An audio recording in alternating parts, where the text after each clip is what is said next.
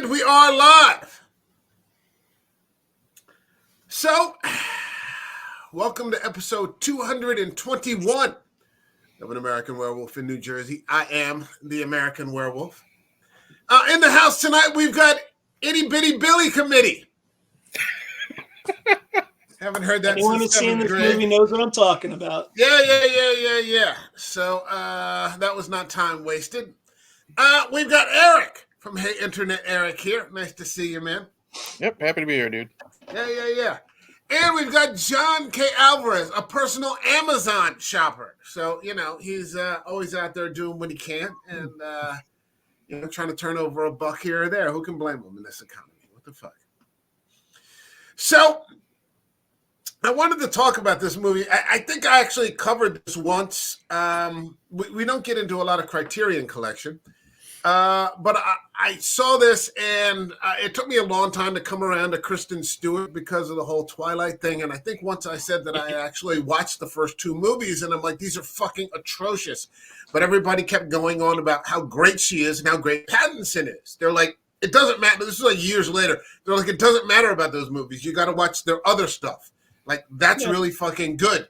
And so I started to watch other Pattinson things like The Rover, and then I'd see him in Tenet. And a whole bunch of others. And then I started to get into, I started to take a chance with Kristen Stewart, and I saw that she was doing this paranormal movie, and it was on Hulu, Olivier Assayas, Personal Shopper. And so I watched it, and I was like, fuck, this is not what I thought it was going to be. If you guys are ready to go, shall we get it going? Please. Giddy up. Boogie woogie.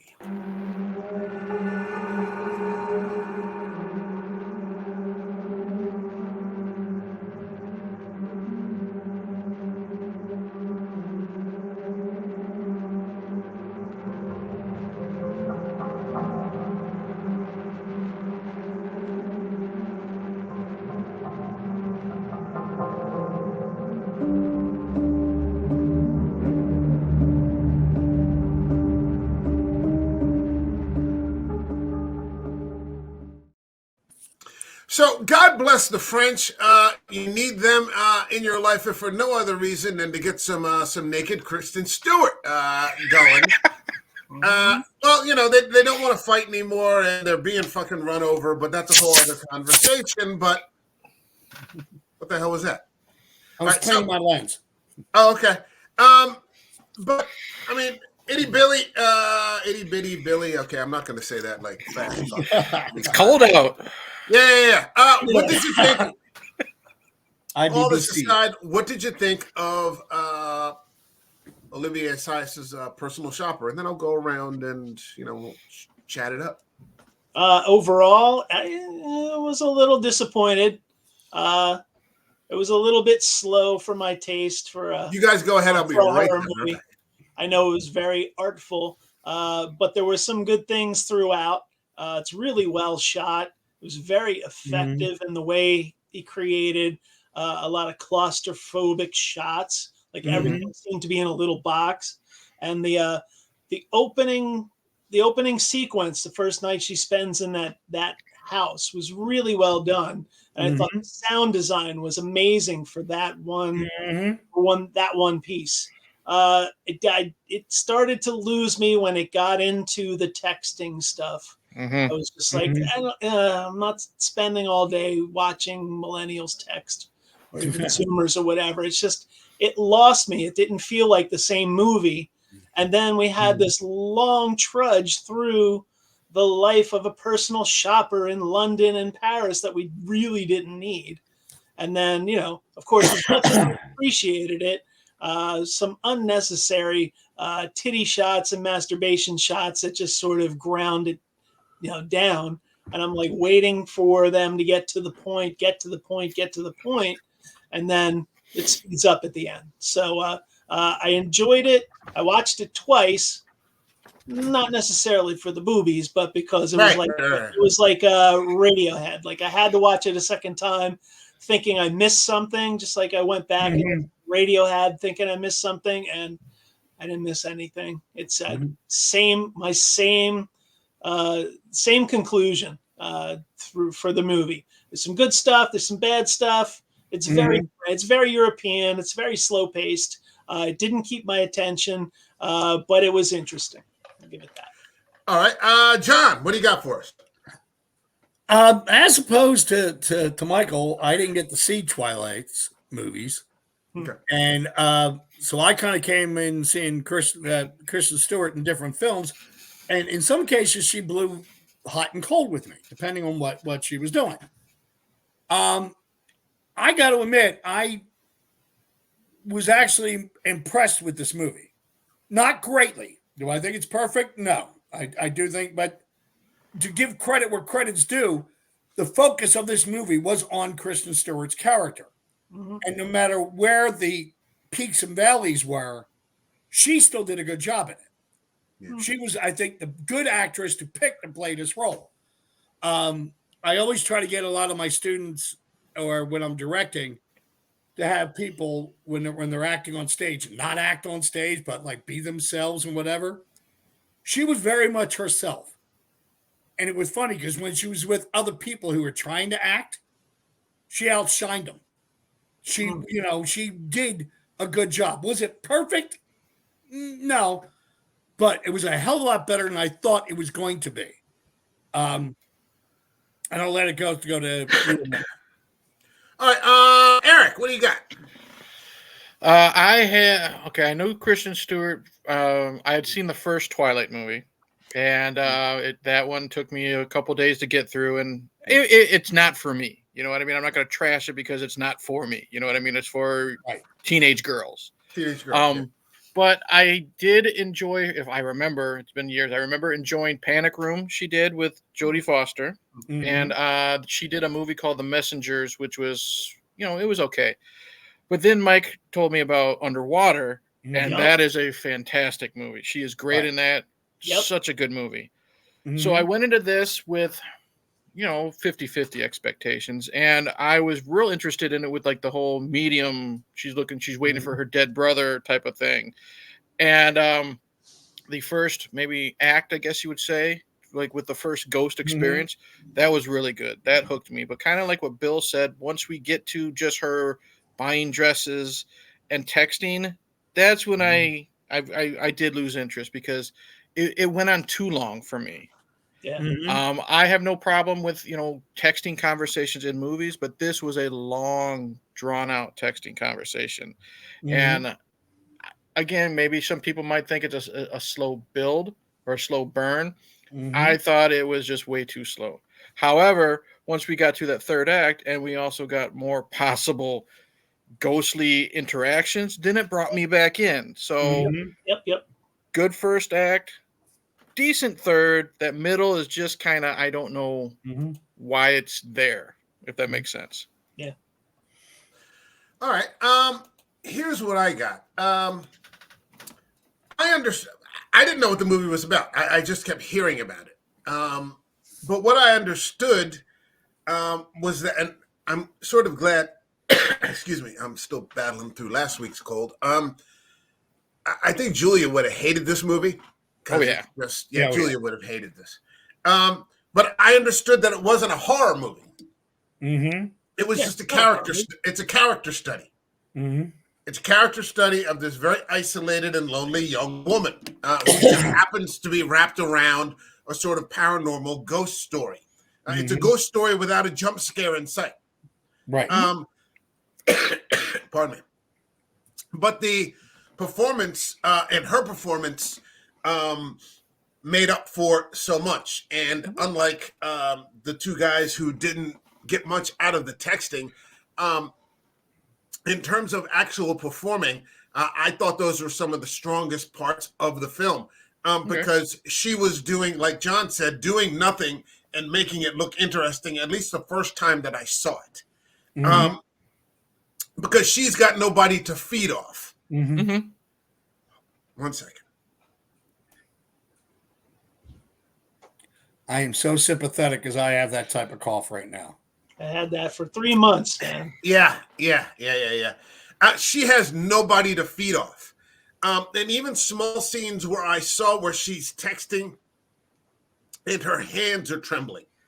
It's real performance there. Is it your standard horror film? No. But is it a great performance? And I think maybe one of her best performances. As much as I love Underwater, I mean, I was the one. Sorry. It's okay, dude. Yeah, it is the hardest type of acting to do a silent performance. There's been some great ones, I think of Tim Roth in The Bellboy, or think of Julia Stiles in Hamlet. You can act without saying anything and pull it over. It's really good. And I agree with you about her performance in pulling that forward. Yeah, it pulls it out. It's just, I think it's not what a lot of people expected, because it starts off with a very heavy paranormal vibe. And you've got this woman who has lost her twin brother very young. Sorry.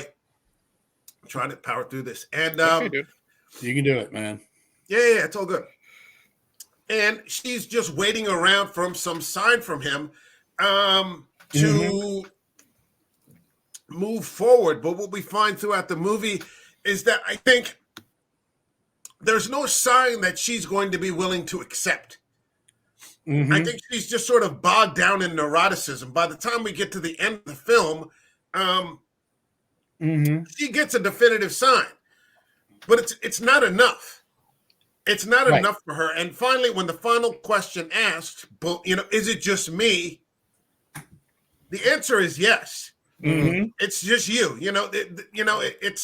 It's not the rest of the world that's put you in this position. It's kind of just you, which is what I thought made the film a superior film. Isn't it Ghost Story in the sense of like The Others or Ghost Story or anything like that? No, it's not a horror movie. It's just it's a French character study. Wrapped around a horror film. But on the other hand, and I never appreciated it that much, she's so damn beautiful. I think she's just beautiful to look at. She's just fair and porcelain, and she's really good at playing the mouse. She did it in the Twilight movies, although those scripts were just so bad that, but I mean, she's just really good at doing that. And these understated performances. She did the best thing at that last, in that last scene that I appreciated probably more than anything else she did in the whole movie. If you notice it, if you're watching it, when she gets that last answer, that last thumb, she looks directly into the camera and pulls you in. It's like you are now with her, and she looks directly at you, sort of like, did you hear that? And that was very, very effective as again a nonverbal performance part. And go ahead, John. No, I'll even go when she does that last point. I'm a bit of a disagreement with you, Michael. I think it's not so definitive. I think it's both. Is it you or is it me? And then you got the answer. It wasn't, is it you? And then, is it me? She said, is it either or? And when they said yes, that look on her face was just like, God damn it. It's, because you're not getting that clear answer. She also played grief very well. Yeah. And that's what got me, because that can come across so boring. Nothing understandable, loss of a person, everything else. But after a while, when you play it so long, it can become non-interesting. But I still kept watching her. It's a very muted performance.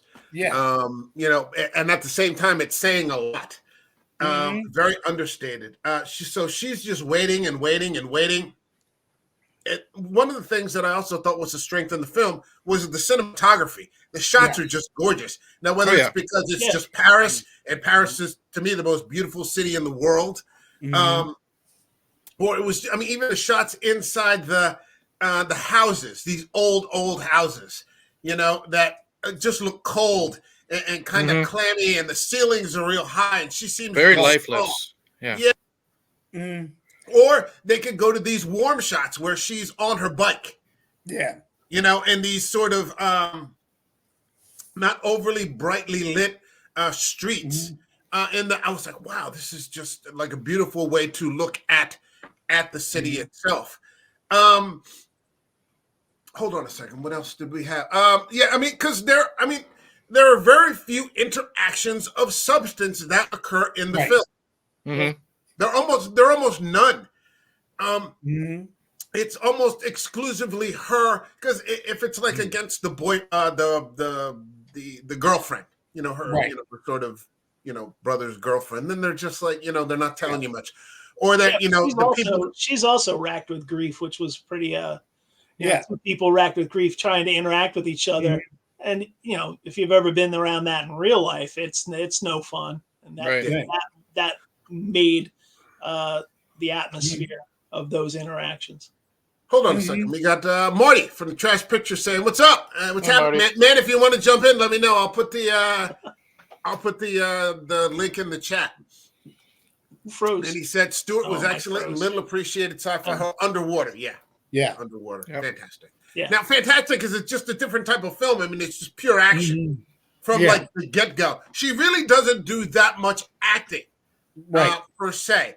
Anyone could have played that role. It just happened to be Kristen Stewart, which was a draw for me after I had seen Personal Shopper. I don't know that many people could have done as well of a job in this, though, as she did. For as, understated and sort of nuanced a performance as it was. She's suffering, but she's got this job that really doesn't seem all that awful.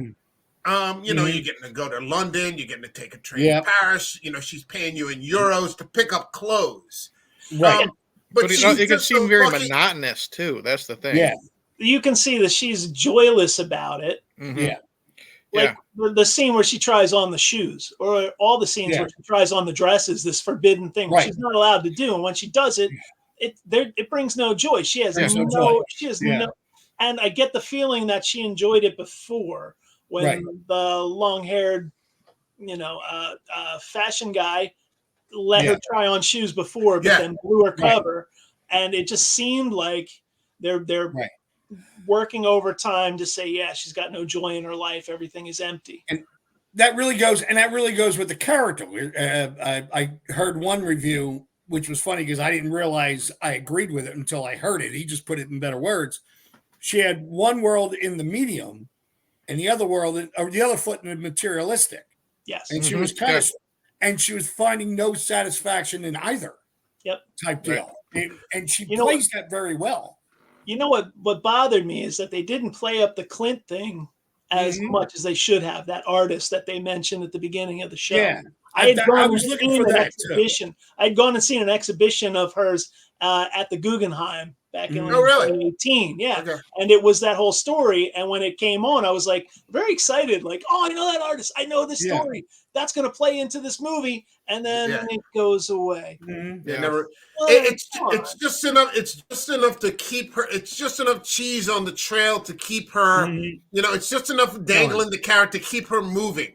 She can't, because the thing that's making her miserable is also the thing that she can't seem to break away from, which I thought was a kind of an interesting contrast with the boyfriend.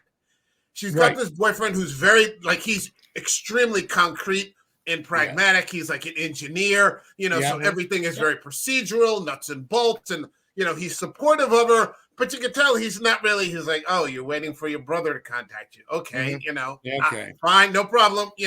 But I'm over here. Why don't you just come over here? And even eventually, when she gets there, you can see like the shots are completely different. It's the first time you're seeing like sunlight. Right. Like daylight, this sort of disinfectant, kind of thing that, she needs, because it's always dark in Paris, or it's always rainy, or it's always overcast, gloomy. which is not what Paris is. But for the setting, I mean, those were the shots that they're using, whereas they come into this sort of desert place in Oman in North Africa, where, it's very dry and it's very Spartan, and you don't need very much. He says that. He goes, it's Spartan, but this is what you said you wanted. So he offers, this contrast that she's sort of avoiding, because I think like there's an attraction sometimes to staying in what makes you miserable. Right. It's a little on the twisted side. You want to be there. You're sort of attracted to your pain, or Right. this, that, and it feels good in a certain sort of way, in a weird sort of way. Wallow in misery. Yeah, and he's not about that. Right. But that. Go ahead. No, I love the fact that when you were bringing it up, and it's going to sound weird because I'm assuming it's the judgment of the director. Up until that point that she went to visit her boyfriend, her hair looked kind of dirty. She looked very disheveled, which I actually thought was great for going for the person who was buying the clothes, was wearing mismatched outfits and things like that. When she showed up for him, the hair was cleaner. Mm-hmm. Yeah. Clothes were lighter. I mean, it looked like less of the burden was on her. Yeah, it's a whole new life. Or at least taking the first steps to go there. Right. And you also saw a little bit of. That's the thing I thought in the first scene. I was like, oh, her hair's messy. She must be really, really troubled. It turned out to be true. I deal with people now who are like losing people in their lives and everything else. And at one point in time, I walked up to a person who I worked with and I said, please don't take this offensively. Go in the bathroom and wash your face. No, I got makeup. And I said, I know. And it's makeup upon makeup upon makeup. Go in the bathroom, wash your face, start all over type deal. But that's how they were dealing with it. And it's that physical act that sometimes helps. Yeah, and what I thought was kind of a punch in like this grounded sort of sense was what ends up happening with the girlfriend. Like 3 months later, she meets somebody else. Right. She's like, I can't stay here in this. Like, right. Yeah. Like, you don't know if it's like you understand it, but at the same time, it's kind of inappropriate. And then you feel, well, okay, it's clearly a rebound. Yeah. But it's like she's got to live. She's got to get back into living again. She's like, she's like, grief and pain are hard enough. I don't want to stay here in mourning. But did that glass fall just because he hit it, or did it fall because of metaphysical reasons in the kitchen when he leaves? That's what I think is a question. When your boyfriend leaves, that's when the glass breaks. Yeah. Well, if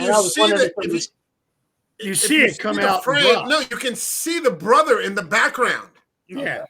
He moves out of one frame, and then it goes from glass, and then it goes to a screen, and you don't see him. And then they go to the next piece of glass, and it's just the cup. Correct. Right. So the point is the brother actually keeping her mired in this depression and this grief? It could be, or like I said, is it her?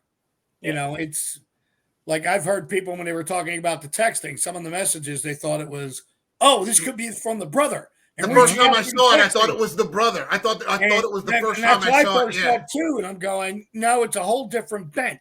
Yeah, way too creepy and sexual for the brother, I thought. Yeah. I could see how it would be the brother at the beginning, but when he started telling her to put on the dress and stuff like that, then I knew right away it wasn't. And to me, it was it's something that added to this movie, and I also think it's where it gets convoluted because it was kind of like a spirit ghost story. Then became a mystery, then went back to the ghost story. And when it was the mystery, it was kind of like the pieces were there, but instead of the script putting it together, the director, whatever his name is, just basically turned around and went, here you go, put it together. Yeah. If you get it, you get it. If you don't, you don't. I think what I got, go ahead, John, I'm sorry. No, go ahead. I was just saying, because I saw this years ago, and when I saw it again today, I'm sitting there going, all right, I remember that. Oh, I missed that. It made not so much that I had to come back to see it again, but I'm like, no, it was right in front of you. You weren't just paying attention. And I kind of like that in a movie. She wasn't all that sorry to see her boss go, though. No, which is I don't weird. think so either. It wasn't enough to shock her out of her grief. Yeah, that lady was a monster.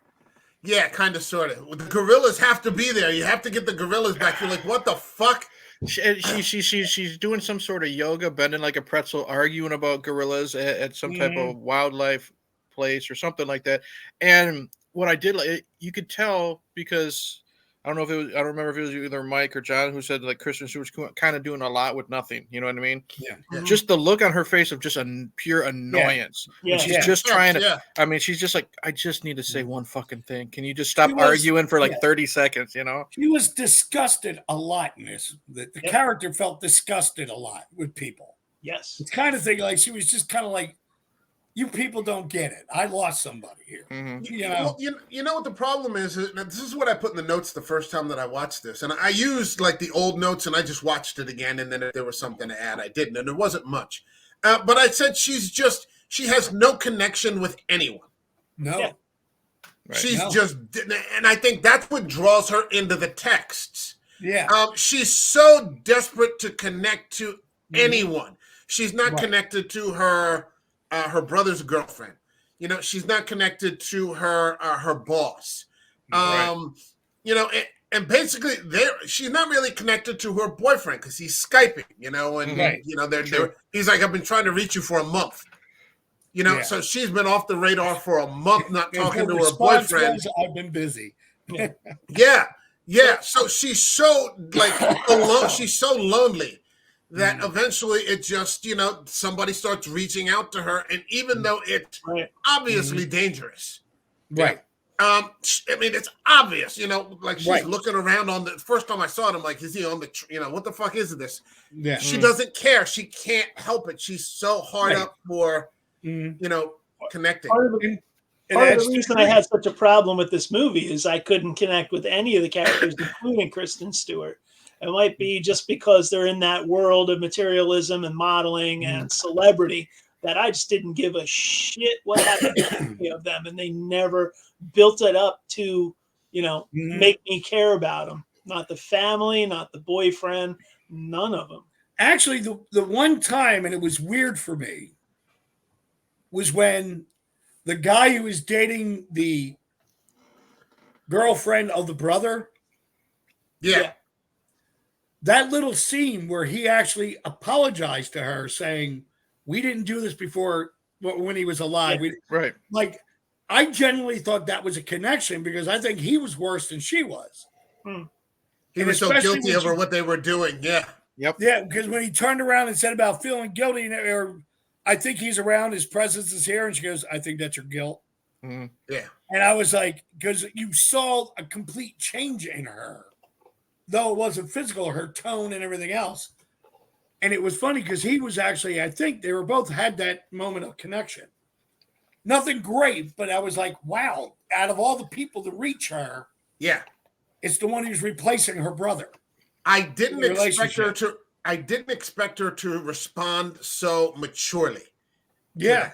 Because like what I first saw when I watched this, I was waiting for her to have some sort of meltdown. And she never really does. No. She never really does. She's so tightly, you know, wound up and contained that even in the face of the murder and, you know, that creepy guy, you know, kind of stalking her, she never really loses it. You know, she just kind of holds it together. And I thought the fact that she was willing to, you know, provide a little grace to this new man in, you know, this woman's life and say, yeah, I understand where you're coming from. Was a sign of of decent character from her, which, you know, she didn't demonstrate anything to the opposite before that. But I mean, under that kind of pressure, she could have said, get the fuck out of here. You know, all of you go fuck yourselves. You know, you have no idea, you know, what you're doing. And she was just like, no, I'm surprised, but I get it. I think it showed her who she really was before her brother died a little bit. Let that little insight come in that she would be understanding, as it were. Well, she also said at one point in the script, you know, she had a tendency to follow. Yeah. She was a follower. She followed her brother. So, you know, she didn't have much initiative to, you know, start breaking out and blazing her own path. She's sort of stuck in this. Go ahead. She also has that same congenital heart problem as her brother. And one of the things the doctor said is you got to stay away from intense emotions. So, you know, it's probably, you know, part of it is she just can't allow herself to have a meltdown because she'll die. Actually, I would love if there was one more scene at the end of the movie after, like, when she said, is it you or is it me? The boyfriend walks in, and that's when she has the meltdown on him. It's all your fault. Yeah. You brought me here. That type deal. Send the hate mail. Well, I mean, it's just I think that initially it wasn't what I thought it was, but when I saw it and completed it for the first time, I was like, that was a really good fucking movie. It was. Because it was Right. just the performances and the cinematography and the setting, and it was a good story. And you don't get many good ghost stories.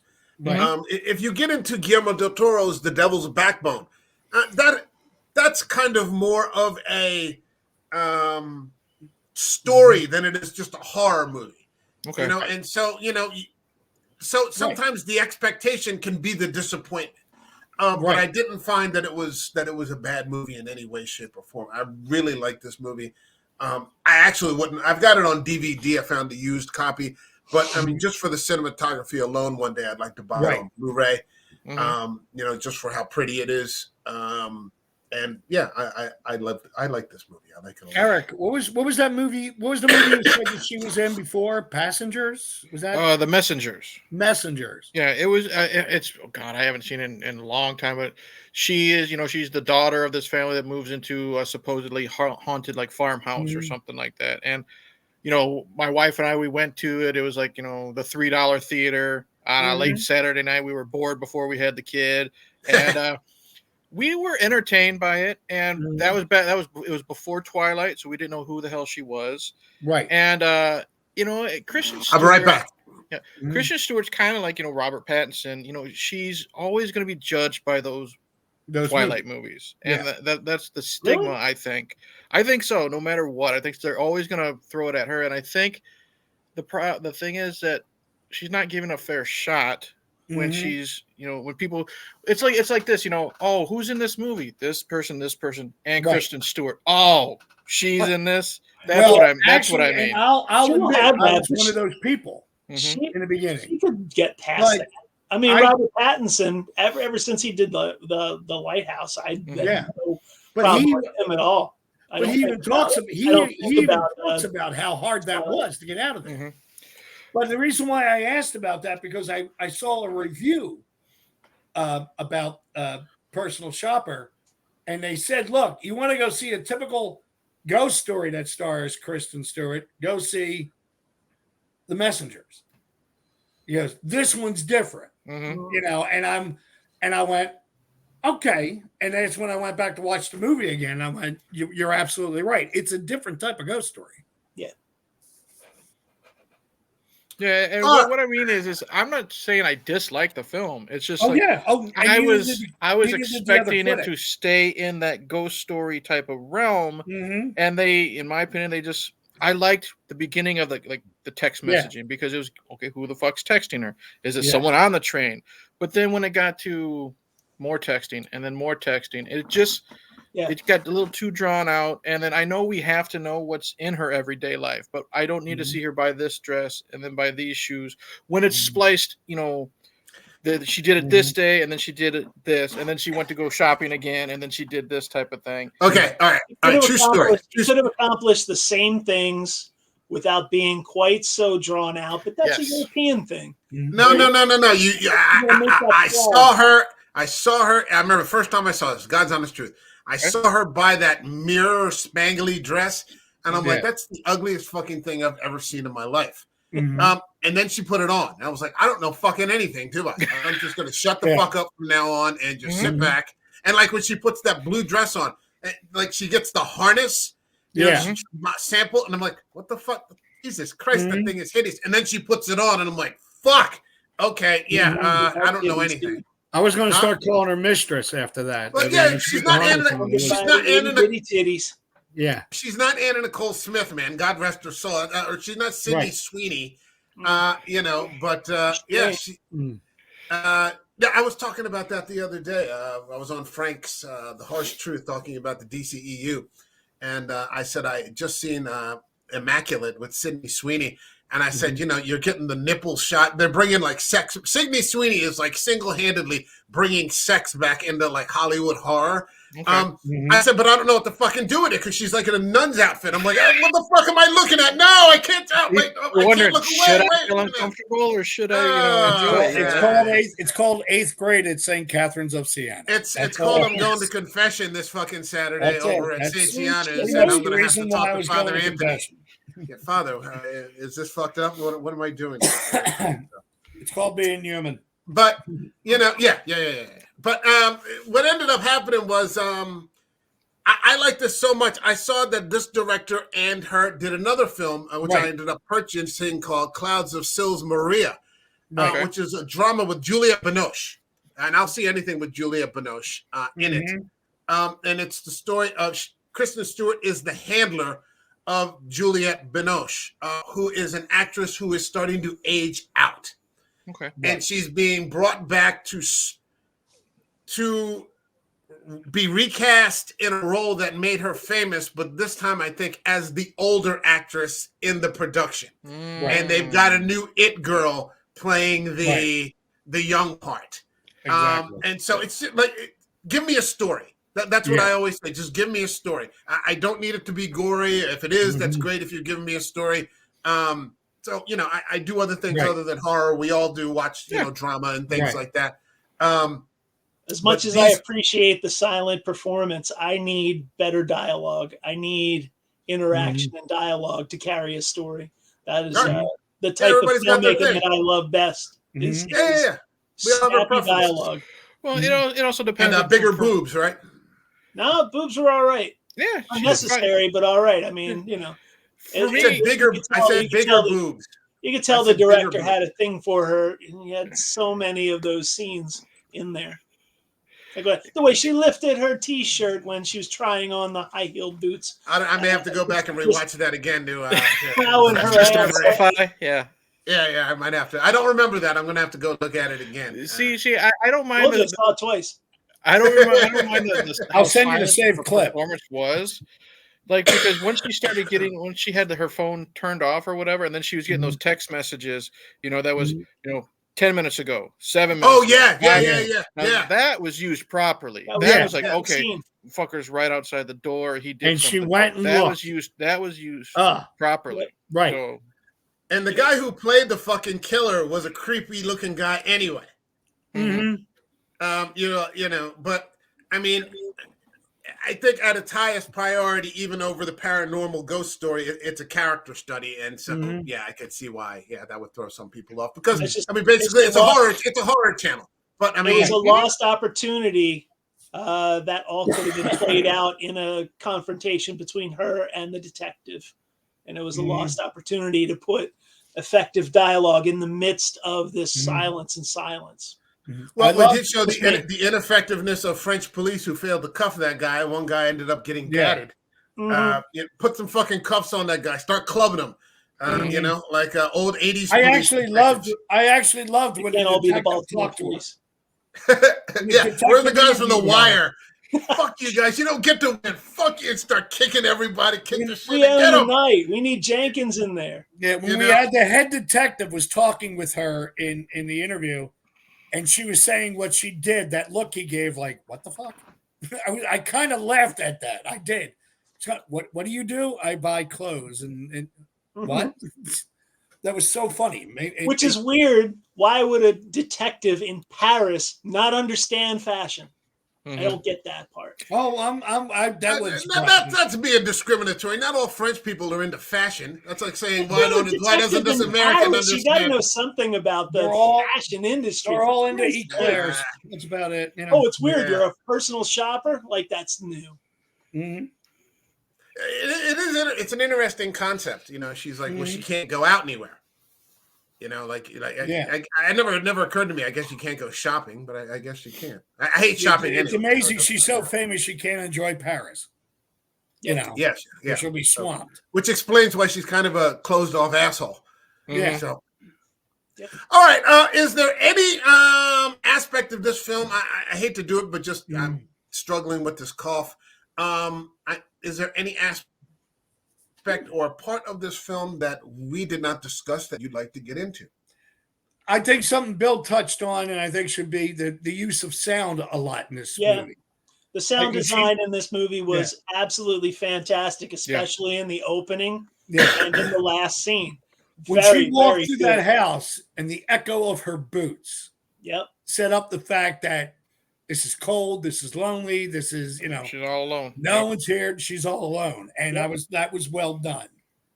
The little bits and pieces of just tidbits of sound coming in. Yep. The wind. I really opening like those that. old That was well doors. done. Very effective. Very effective. All right. Anything else from anyone? No, I'm good, sir. All right. Let's get to the part in the stream where we rate the film. This channel has a rating system that goes from 0 to 5, up by halves. So 0, 0.5, 1, 1.5, all the way to 5. So 0, for example, would be I'd rather eat a block of blue cheese than watch this movie again. All the way to 5, which is this is cinema, this is the destination, this is why I watch and discuss movies in the first place. Itty Bitty Billy Committee, what did you give Olivier Assayas' personal shopper? For all the good stuff that's in it, and there's a lot of good stuff, my opening remarks remain the same. It lost me in the middle. The second act is weak, and I got to give it a 3.5. It makes sense that it won a Palme d'Or or whatever it was at Cannes, because it's still the kind of movie that, smug assholes will challenge each other about. I love it. I love it. The more smug assholes, the better. At least if you're making good movies with a good story. John K. Alvarez, a personal Amazon shopper. What would you give this film? In the defense of the smug assholes voting for Palme d'Ors, You never have too many. you also got to admit that I heard this on a couple of places. As one critic put it, this movie got booed at Cannes. Really? Some of the people in the crowd booed it. Okay. And the guy said, Not smug enough. and See, Bill? he turned around and the guy put it, I actually love that. Because he goes, I like this film and I don't know why I like it. And I'll say that too. I like this film, but I don't know why I liked it. And I think the fact that it got booed boosted up a little bit for me. They booed Is it Ned perfect? Leary. No, it's not perfect. There is parts that I felt that lagged, but I'll give it a 4. I'll go a little higher than Bill now, and I'll give it a 4. At least they didn't show it in Philadelphia. They booed Santa Claus. So, And hit him with snowballs, baby. And they're smug assholes too. So, Eric, what do you got for us? Olivier Assayas' 2016 personal shopper, 8 years now in the hole. What do you got for us? I'm kind of going to side with Bill. I'm going to give it a 3.5. It's great to look at. It's such a beautiful film. It's great to listen to. So if you have a nice surround sound, you use that. Yeah, I think Kristen Stewart does really well, with what she's given. It's just like what Bill says, like that second act kind of just it drew me out, and it kind of drew me out too far to really get back in. Like I do really like the final act. I like her accepting that it's her. It kind of reminded me of, I don't know if any of you three have seen The Babadook, which is another a woman dealing with the loss of a loved one through trauma, and it's a spectral or creature, whatever. This I liked a lot more. I did not like The Babadook, but and I hated that kid. Yeah, but if it wasn't for that second act of, like I said, the beginning of the text messages and then the intensity of the last set of text messages was great, but all that stuff in between, I just didn't really care. So I'm going to give it a 3.5. But again, just because it's Kristen Stewart, like I was telling Bill, like, a lot of people say, oh, I don't want to see the fucking Twilight Girl movie type of thing. I think she's very underrated, and I'll still watch anything. Like, I really want to see that Runaways movie with her. You know what I mean? I really want to see her. I don't know if she's a hard-boiled noir film. Yeah. I think she plays Joan Jett. I'm not sure, but I really want to see her. Yeah, she's Joan Jett. I'm interested in that. Yeah. So 3.5, I think, is pretty fair. Wait, what's the new one that she's got out too? Where that's the noir movie with Ed Harris, where it's like a murder. Oh yeah. I'm trying to remember what it is because I'm seeing. And she's like a trailer trash lesbian. Yeah. It's supposed to be like a really hard boiled movie. It's supposed to be really fucking good. Love Lies Bleeding. Yeah, that's it. Yeah. Actually, Mike, it's right now. I'll check for you tomorrow because we do the switch over. But that's in Cape May. That's in Rio Grande. That's in Cape Square. I might take a drive then. Because Let me find out if it's there tomorrow, and I'll send you a text if it's there. Send me a report about the titties. Yeah. Yeah. It would be like, what was that movie, Bound? What was the one with Gina Gershon and Jennifer? Yeah, Jennifer Tilly, man. That's tough to beat. Yep. Ed Harris in that movie, Love Lies Bleeding, that long hair makes him just look creepy. Yeah. I mean, I like Ed Harris as an actor, but he always has that trimmed hair and whatever. He's always talking to the president. I'm like, oh, Christ. Ugh. Oh, History of Violence, though. Yeah. He's great in that. Oh, yeah. He's great in that. Fucking Cronenberg. Yeah, that's a fantastic film. Very underrated movie. All right, later, man. For me personally, he said he had to go at 9, so he stuck it out a little bit. For me personally, I'm going to go with a 4. I want to go with a 4.5. I'm stuck somewhere between 4.5. Let me talk this out, and then we'll see where I land. Because my initial is say 4, but I thought it was really good performances. I think she outshined everybody. I thought it was a good story. And again, I think the highest priority was that it was a character study in this very sort of flawed and grief-stricken person. It did have some really good paranormal aspects to it, but that wasn't the core of the story. Right. It was just about her, battling this grief. Cinematography is gorgeous. All the shots are gorgeous. The sound is gorgeous. You know what? Fuck it. I'm going 4.5. Yeah, go with the gut. Go ahead. I'll give you that. It moves out of simply being entertainment into something that just sort of skims the surface of cinema. It skims the surface of cinema on a lot of different levels. So, yeah, I'm going to go 4.5 for that. I think it makes a very good attempt at trying to be. Yeah. For me, it doesn't succeed as much, I believe, as you, but it was close enough that I'm going, damn, all right. I got you. I see where you're going. Yeah, I could be okay with this. With this. All right, John, do you have anything to plug? Yeah, let me give 2 real quick. First off, Michael, thank you very much for telling me to go see Late Night with the Devil.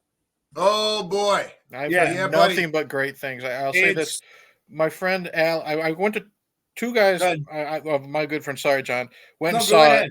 And they're very critical on their movies and they loved it. And Mike, you know who Alex is, my old co-host. He said when he went there, full house, standing ovation at the end of the film. Nice. I was so stunned. I actually talked to a person who I work with in Stone Harbor. She was in Rio Grande covering for somebody to get extra hours. I was talking, and all of a sudden I looked, and all the workers were like coming in to hear what I was saying because I was giving a quick review.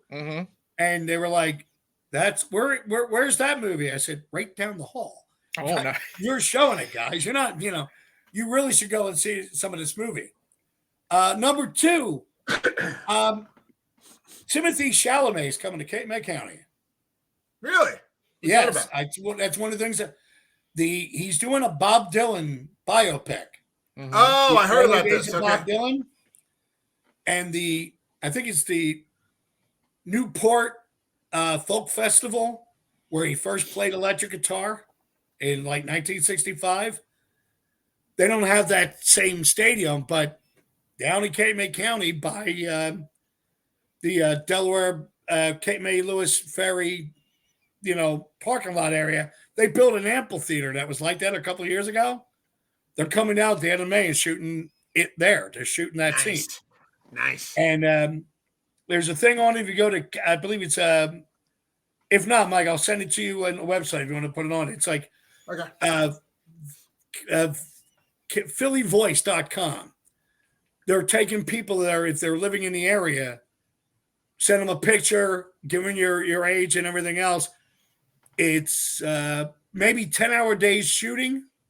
If you're in the union, you get $32 an hour. If you're not in the union, you're getting $16 an hour. Okay. You're getting about half of it, but you're getting fed.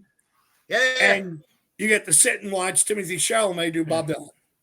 Yeah, I think you put that in the group text. Send the link, man. Yeah, put that in the group. I'll send it to you because somebody sent it to me, and I swear to God, I thought it was an April Fool's Day joke. Mm-hmm. And then two guys I know in the theater down here turned around and went, "No, they're not joking. They're looking for extras, and they're looking for people in the area so you don't have to travel." Right. Yeah. Very cool. All right, yes, set us up with that. That'd be cool. I'll send it to you. Yeah. All right, Eric, what do you got for us? Hey, Internet, Eric here is the YouTube channel.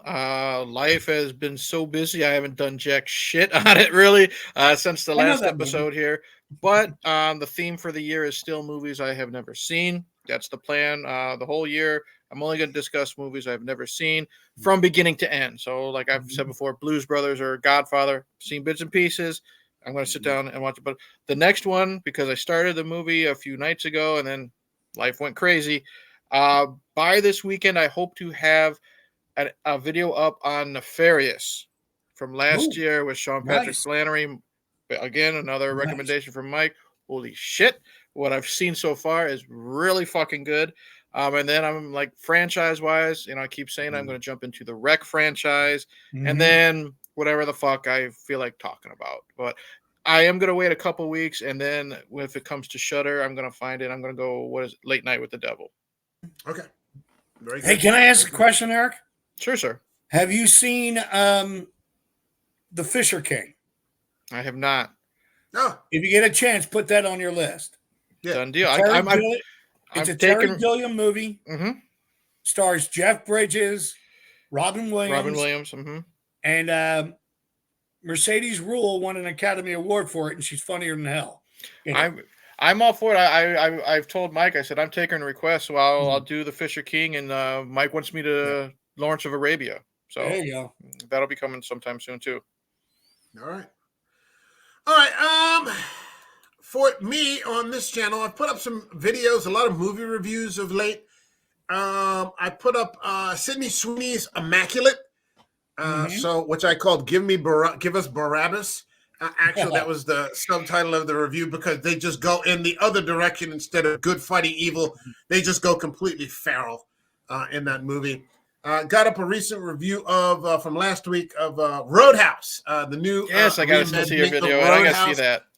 It's a fun movie. It's a stupid movie like the first one was. So yeah, that's what I keep telling people. Like they're shitting on this new one with Jake Gyllenhaal and who's the UFC fighter? Conor McGregor. Okay. Yeah. What the fuck do you expect? The first one, the original one, isn't a good movie. It's fun. No. But it's not a good movie. It's Patrick Swayze and Sam Elliott being cool as hell. Kelly Lynch gets naked and they beat up a bunch of rednecks. That's the movie. I think one of the funniest spoofs on that was from Family Guy. When Peter saw Roadhouse and all of a sudden he's walking around kicking people and going, Roadhouse. Yeah. And I'm like, and people are looking at me, why are you laughing? I said, because that's the movie. Yeah. It's really not much different than that. Yeah. Well, I'm noticing that a lot, though. Have you noticed that some people are just trashing films and then I go and see them and going, why were they trashing?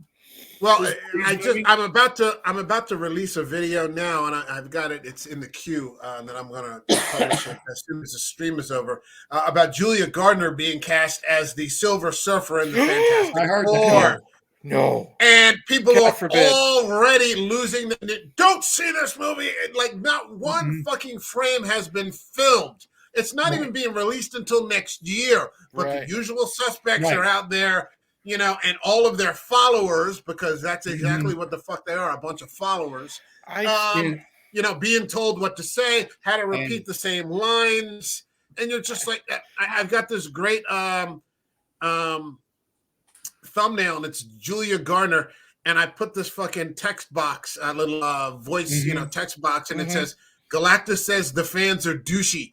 Right. So That's funny. I'm so fucking sick of these people. That's funny. Oh, me and Mike were talking about that this morning, and then I said, okay, so they're upset that the fucking Silver Surfer. Which no one, you gotta get a deep cut with fans to find someone who actually like loves the Silver Surfer. No Right. offense, but no one likes the Silver Surfer. No one Actually, gives a I shit. do like the Silver Surfer. When I was growing up, the Silver Surfer was a different type approach, and there was a female Right. way Yeah. back in the 60s, But 70s, and Norman Rand basically, for lack of a better term, switched with her. Right, but you're Like, seeing you my know. point. You got to find, Yeah. you got to dig for a fan that loves the Silver Surfer. Right.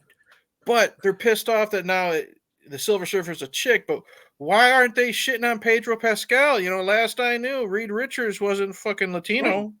Oh, well, look at pick and choose. Actually, And I read some people who it's are guys who our are age bitching him about too. it. I I'd mean, rather go read a book or go, well, it's go like out for a like the walk, reboot do of something The fucking Crow. productive with my life than bitch about a fucking comic book movie changing the character's sex. It's I would it's love like to the- see a female Punisher. You know what I mean? That it's would the be cool. reboot of it's the reboot of The Crow. Even like Yeah. I'm hearing people trash that, and I'm going, did you read the original graphic novel where he wasn't wearing white makeup? It was dark eyeliners and shit like that. He looks more like, but they don't care, No. Type deal.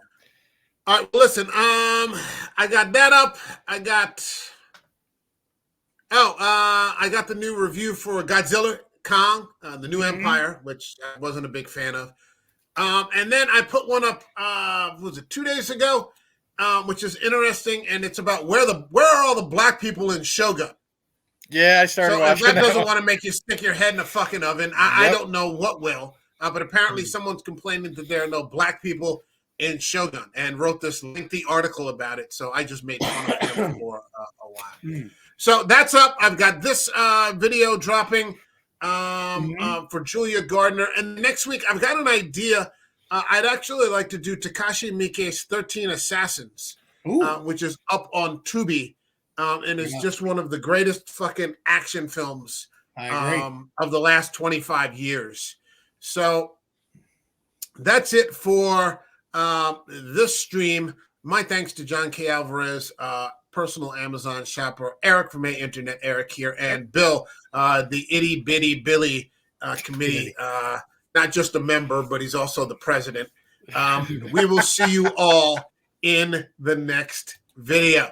All right, take care, everybody. Have a good day. God bless you.